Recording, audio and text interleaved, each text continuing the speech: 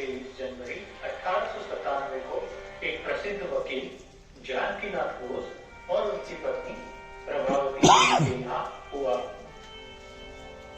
सुभाष चंद्र बोस का राष्ट्रवादी स्वभाव पहली बार कलकत्ता के प्रेसिडेंसी कॉलेज में सामने आया, जब भारत विरोधी बातें करने वाले प्रोफेसर ओटिंग पर हमला करने के लिए उनको उकसाया गया।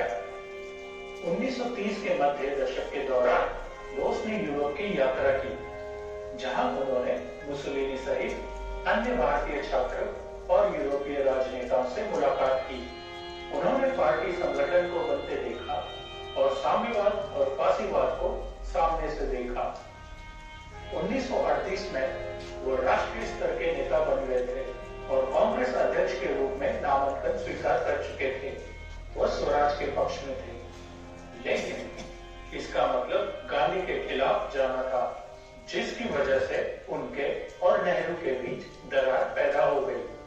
द्वितीय विश्व युद्ध के समय वाइसरॉय लॉर्ड लिनलिथगो ने कांग्रेस से राय लिए बिना ही भारत की ओर से युद्ध की घोषणा कर दी। इस फैसले के विरोध में चले सिविल डिसोबीडियंस के अभियान में बोस शामिल रहे। कलकत्ता में बोस ने बड़े पैमाने पर विरोध प्रदर्शन आयोजित किए।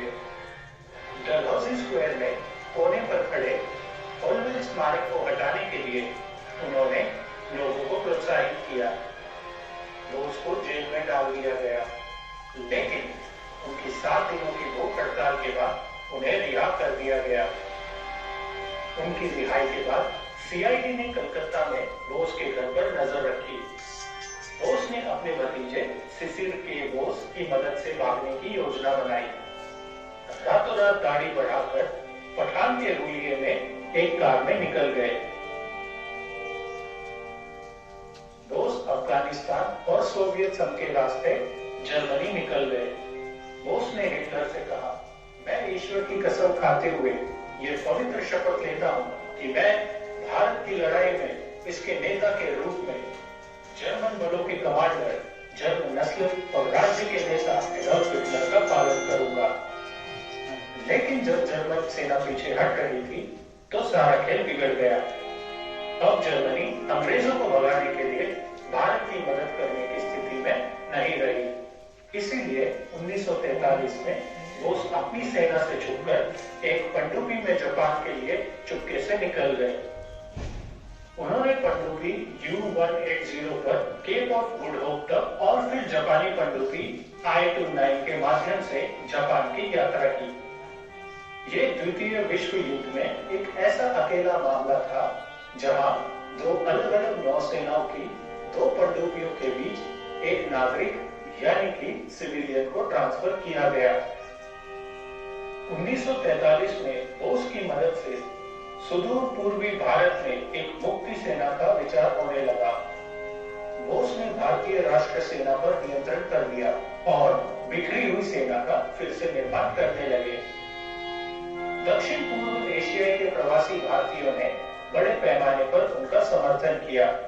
4 जुलाई 1944 को बर्मा में भारतीयों की रैली में भारतीय राष्ट्रीय सेना के एक महान भाषण में बोस का सबसे प्रसिद्ध वाक्य था, तुम मुझे खून दो, मैं तुम्हें आजादी दूंगा।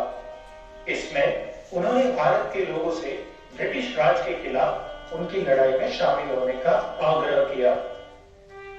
आईएनए का पहला लक्ष्य मणिपुर के पूर्वी भारतीय सीमाओं के प्रति जापानी जोर में था। आईएनए और जापान ने 1942 में अंडमान और निकोबार द्वीप समूह पर भी कब्जा कर लिया। ये कोहिमा और इंफाल की लड़ाई थी, जिसका भारतीय राष्ट्र सेना पर बहुत प्रभाव पड़ा। जापानी अब सेनाओं को धन नहीं दे सकते थे और अंत में उन्होंने आत्मसमर्पण कर दिया। जापानी मदद के बिना आईएनए का ब्रिटिश सैनिकों के खिलाफ कोई मुकाबला नहीं था और इसीलिए उन्होंने भी आत्मसमर्पण कर दिया। बोस का लापता होना और उनकी मौत आज भी एक रहस्य है। हालांकि ये कहा जाता है कि वो 18 अगस्त 1900 जाते वक्त ताइवान के तेपई में एक विमान दुर्घटना में मारे गए थे।